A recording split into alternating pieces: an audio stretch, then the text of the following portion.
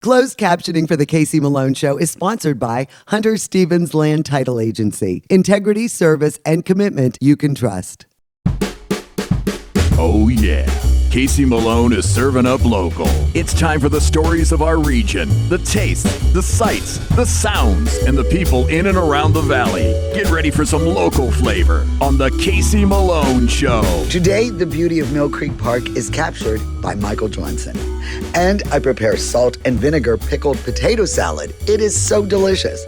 But first, Pastimes Arcade in Girard. It is unbelievable. Well, the Casey Malone Show has been waiting quite a while to join Mr. Rob Burke at his Pastime Arcades. And I've got to tell you, this is more stupendous than I imagined. This has to be the largest. Welcome to in the paradise. world. Welcome to paradise. Now, how many pinballs are we talking? Well, between pinballs and videos, we have about 600 games here. But first, a little backstory. About 20 years ago, I was at a party at Rob and Bridget's home, and the basement was loaded with about 60 to 80 pinball machines, Yep. all in working order. And I'm thinking, this guy is nuts. Look at all these machines. And when Bridget reminded me, I said, of course it's Rob Burke. What started the passion? Like, what was your first machine? When did this begin? When I was a young guy, 5 years old, we had a pinball machine in our basement. My dad bought it, I guess, for me for entertainment. Right. Little did I know what it was or how to even play it.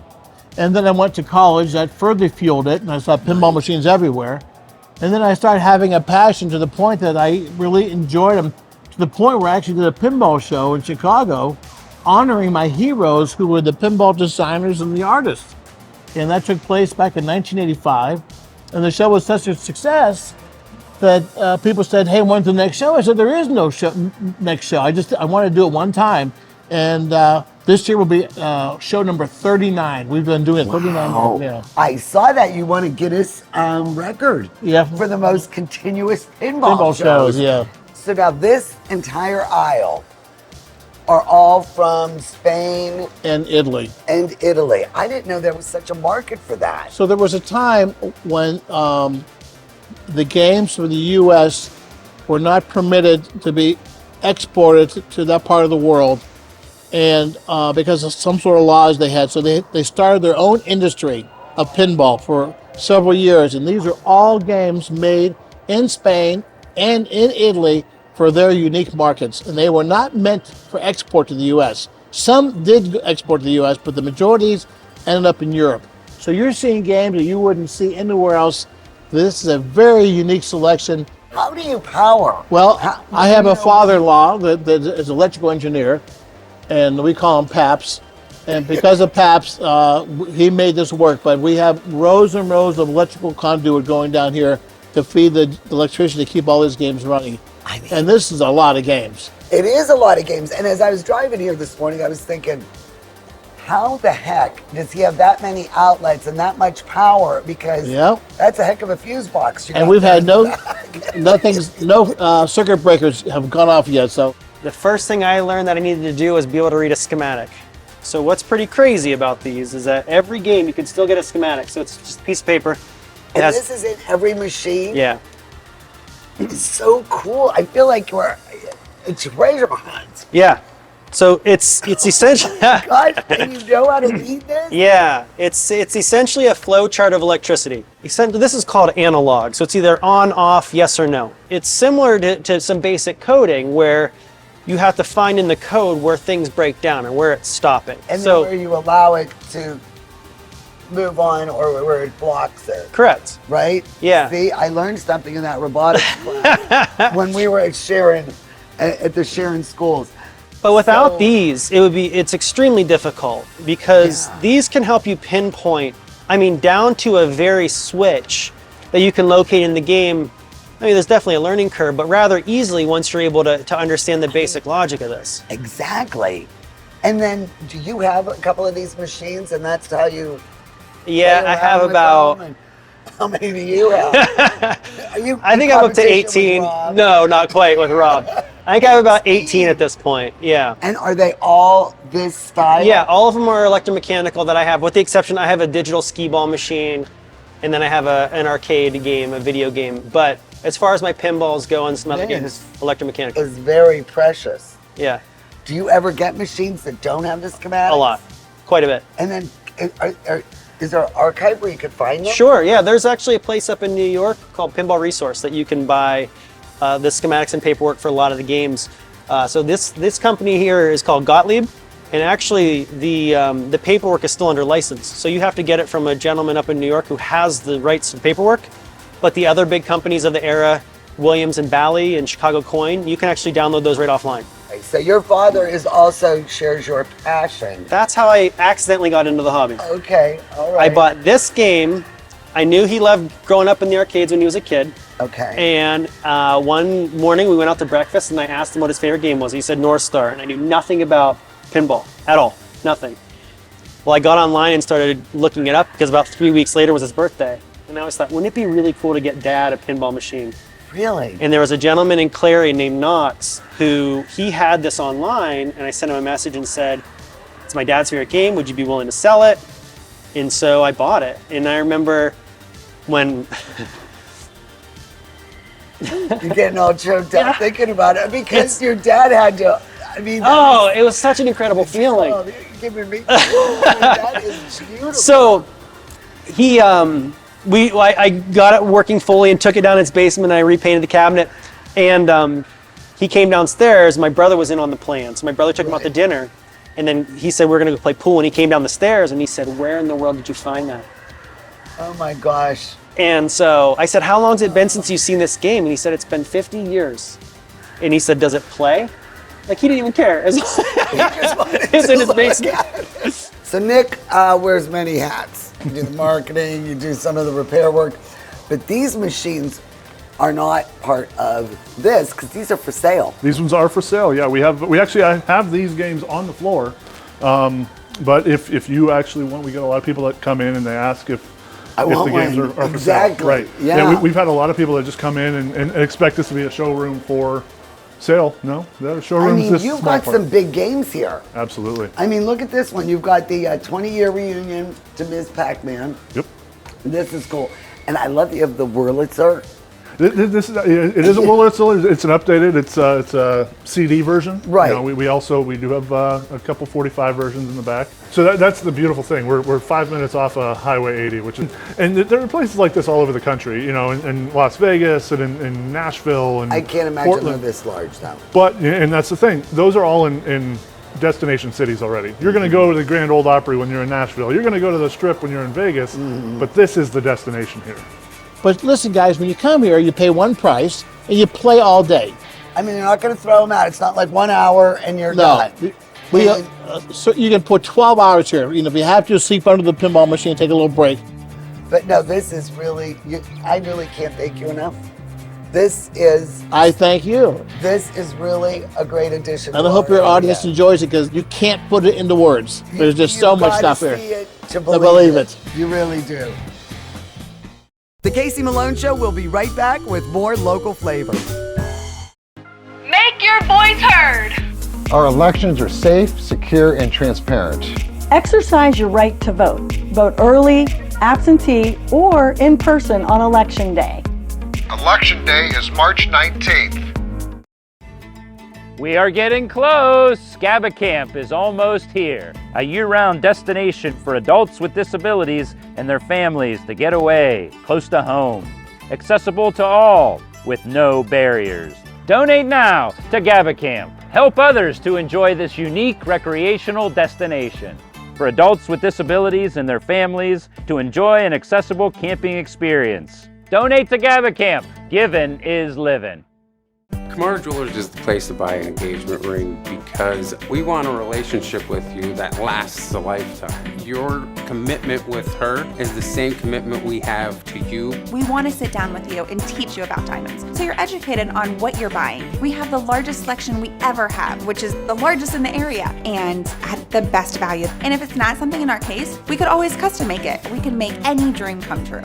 Get real, get Kamara.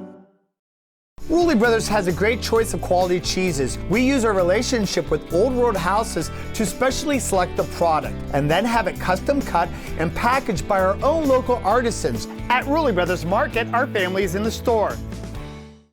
The 46th Annual Mahoning Valley St. Patrick's Day Parade is Sunday, March 10th. Enter your group, organization, or marching band at mvstpatrickparade.com.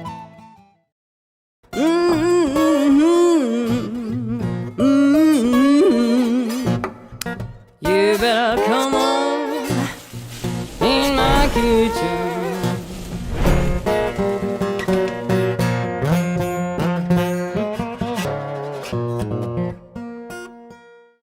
I'm about to make one of the most interesting potato salads ever. I am a really big fan of salt and vinegar potato chips. And lately, everything has pickles in it. And they now have like pickle flavored potato chips, which are excellent. And I have put them both together in a potato salad called salt and vinegar pickled potato salad. And it's very few ingredients. Absolutely everything is in your pantry, except maybe the fresh dill. But that really adds a more pickly flavor to it. And it's really easy, and you don't have to worry about the mayonnaise or any of that stuff. So I really think you're gonna like this dish. So let's get started and we'll go over the ingredients. For this recipe, you'll need 3 pounds of yellow or Yukon Gold potatoes, scrubbed and not peeled. 1 red onion sliced thin, then cut into half moons, 6 tablespoons of apple cider vinegar, 2½ teaspoons of kosher salt, 1/2 teaspoon of sugar, 2 tablespoons of extra virgin olive oil, and 1/2 cup of chopped dill pickles, and 1/4 cup of chopped dill fronds. First thing we're gonna do is pickle the red onion. It really adds a nice different flavor to this potato dish.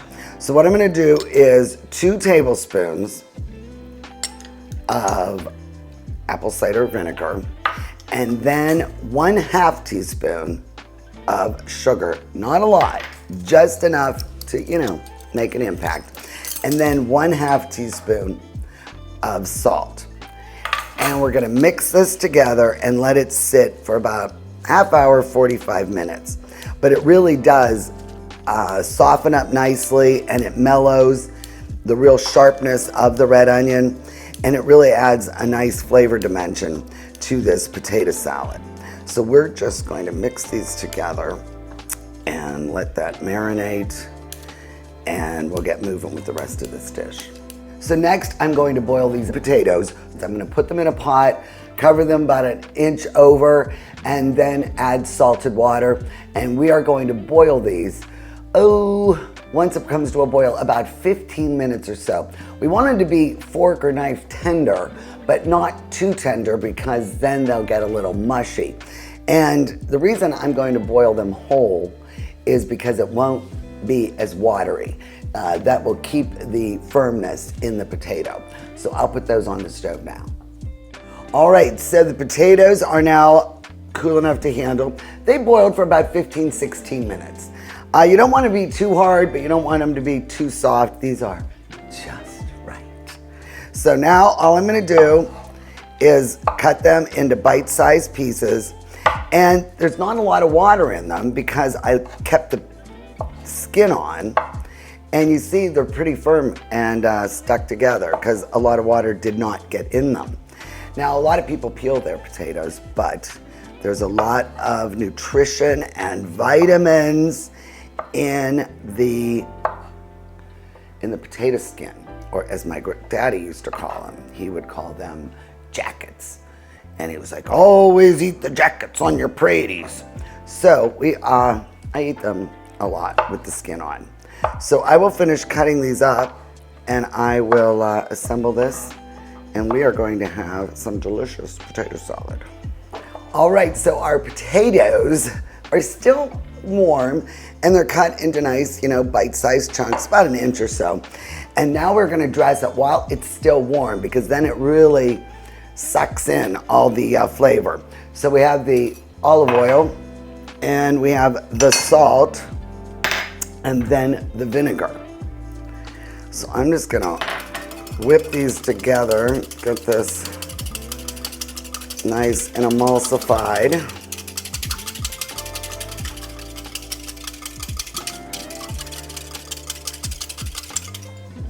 And then we are just gonna pour this over these potatoes, and it'll suck it right up. I mean, it really will suck up this juice. And we'll just, turn this to let it all mix together. And you don't wanna break up the potatoes, that's why I'm using a larger wooden spoon. So now that looks good, doesn't it? I mean, right now, I could eat this.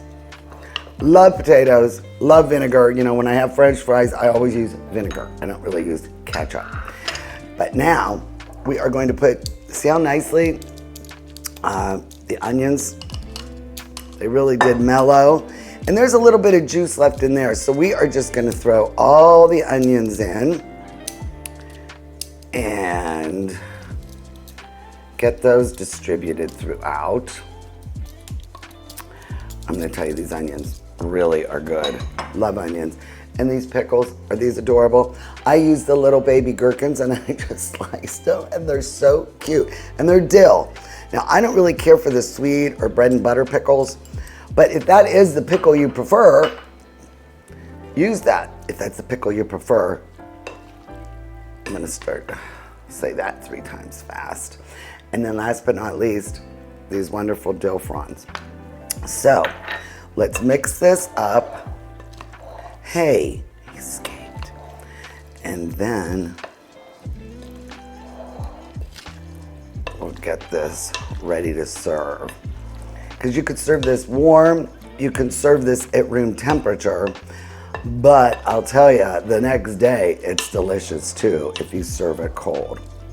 So after you mix it all together, adjust the seasonings. If you think it needs a little more vinegar, fix that, or salt. But I think if it needs more salt or pepper, because I didn't put any pepper in it, you can always pass that at the table. And I did a little taste, and I've got to tell you, this is an excellent batch. I mean, it's really good. Make sure you grab a little of the onion, a little of the pickle. A lot of the dough. It is so savory, it is so good, and there's no mayo. So it can sit out and it's perfect for, you know, tailgates, football season, or, you know, just dinner any night of the week. And I think a really nice pairing with this is a real dry Sauvignon Blanc. This one is so reasonably priced. Excelsior, it's from South Africa.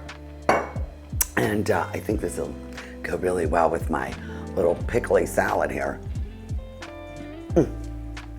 Delicious. So, for this recipe, it is my salt and vinegar pickled potato salad. Say that 5 times fast.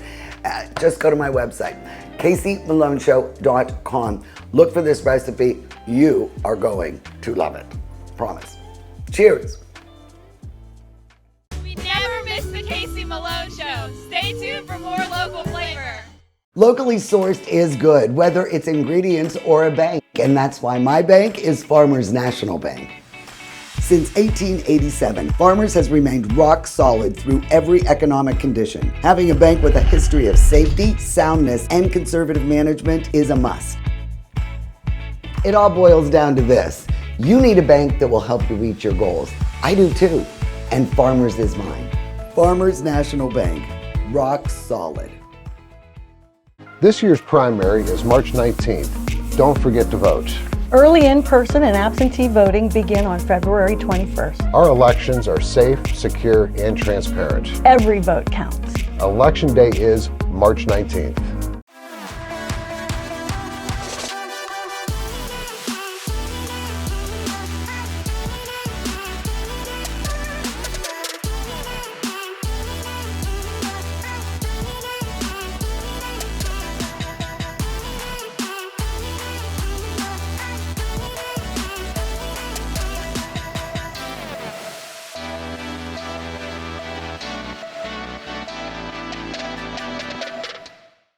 Locally owned, Hurricane Health and Wellness will help you weather the storm of your weight loss struggles. Safe and discreet, our experienced telemed team will prescribe the proper weight loss medication. Powerful weight loss solutions.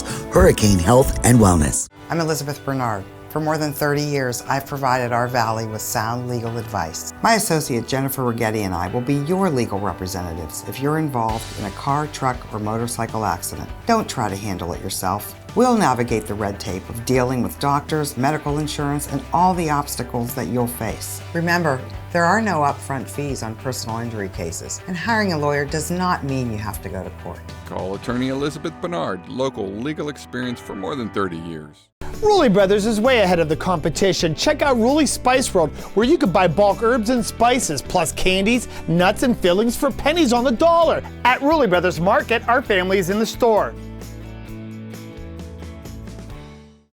We are here with Michael Johnson at the wetlands here at Newport Lake and Mill Creek Park. And I met Michael online, on the Nextdoor app. And that thing is just so interesting. It has all the different neighborhoods in our area. And Michael, you post all these gorgeous pictures of nature. And Mill Creek Park is your hang, huh? It is. It's a fortress of solitude, so to speak. It's serene, it's quiet. You interact with many people here from time to time, but mostly you get by yourself. And you said that it really ramped up during COVID. It did, because what happens is most people are told to stay indoors because you didn't go outside and interact with people and catch anything. But here at the park, it was like you could be by yourself. You could be with people, but be at a distance, of course, talk between the cars, and you still had an outdoor feeling. You still got some fresh air. Yeah. And it's relaxing. And what I think is really interesting about Michael is you can tell from his accent, he is not a native Youngstonian. So you are originally born and raised in New York City. Yes, in the Bronx. And after your retirement, you decided to come to the garden capital of the world, Youngstown, Ohio. Well, my sister bought a house here in 2014. How did that happen? Why Youngstown of all the places to I had come? another sister that lived here prior to this because she worked for GM. So my older sister followed her down here, and I followed her. Well, I'm sure the retirement might be a little cheaper here in Oh our yeah, you fair get more, city. as they say, more bang for the buck. Yeah. Because New York is too expensive to live for anybody. What did you do in New York? I was a warehouse manager. And then then I got disabled, and it was more affordable to live someplace else. Yes, yes. And were you keen on photography when you lived in the city? I was an architect student years ago, and I just picked up the camera. I had a little Instamatic camera years ago, and I love architecture. I love scenery. But you seem to really get a lot of the bald eagles, which I lived here my whole life. I don't think I've ever seen a bald eagle in person. The first time I caught one, I thought I was seeing things. This can't be real. Bald eagle in Mill Creek Park. Right. And of course it was. Then I started realizing their pattern, and they come year round.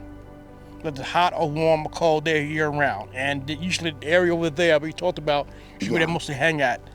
There's a nest somewhere here in the park, but I can't find it yet. I know. How big must that nest be? It's massive, because there was the one that we know about near the proving grounds over, I forget what part of town that is. That's massive, so it can't be missed. The eagles that fly through here fly in the evening. They fly either direction towards, I think it was at 64 or whatever it is. Yeah, over there. 62. Or 62, or either they fly over or they fly over a glacier. And there has to be a nest, I think it's the nest over there by where the highway is. Yes. And it's very hard to access by walking or driving, so you really have to take a trek to go through there. A few friends of mine thought about doing that one day, trying to look for it. Well, you let me know, because I think that would be, it's hard to believe. Now, the other day I noticed, I'm kind of a fan, and I always look for your posts when I go on to Nextdoor, and you had thought it was a hawk, but it was a golden eagle. Yes, I had never seen one before in the wild, and I was told by one of my people who on my site that it's a golden eagle, and I was fortunate to catch him. What other things have you really caught, other than the birds? Well, nature itself. I was here a few days ago when the fog was hitting. It was very foggy. Oh, I love those. And I caught some great pictures over here by the wetlands area over here on the other side. I caught some early morning pictures over by Lake Glacier in the morning. It's like a blue setting. It's all, people actually, did I doctor the film? No, it's just blue. It looks like a haunted movie. Especially the fog ones. It was like so eerie when Vincent Price movie kind of setting. Yes, yes. And it was perfect because it's just quiet. It's still. And you can hear a pin drop, literally. You hear the trees rustling in the wind, but other than that, that's it. It's all with this Nikon. It's all with this, yeah, all this. I mean, that is such a little compact. And then, do you print these out? And well, no, I did. What happens when I take pictures that they connect to the phone, so they go right from the camera to the phone. I have a database, but I've yet to print anything out. What do you really like about Youngstown? I mean, obviously you've been here. Now it's going to be almost 10 years. Almost 10 years, yeah. And you know, it's not New York. In the biggest sense of word, it's not New York. I was born and raised in New York, and after a while, you get tired of the hustle, the bustle. It's a whole different mindset. You know, Ohio is much slower than New York, and it's a different kind of vibe. What do you think about the people here in our area? They're friendly. They're very welcoming. Yeah. And it's not about the color of the skin or how you look. It's just they feel something off you, and you feel something off for them, and you connect, especially in the park. But the Mill Creek thing, it's a whole different set of values. So you're not going anywhere? No. Have you been back to visit since you I've been moved? back to visit. Yeah, I've been back to move. My sister and I used to take care of our dad. He passed in 2019, so now we're here permanently. But to find a place like this, when I was there, to find a place like this is hard pressed because there are parks all over New York City. But to find one that's empty, as quiet as this, you're not going to find that. This is midday, and the park is empty. In the scheme of things, New York, like Central Park, there's 1,000 people in one spot. You know, having lunch. You know, everybody's on a lunch break in New York. But you know, Central Park. But here, you literally, what do you hear? You hear the highway in the distance. You hear the cars in the distance. That's it. That's it. You get nothing else.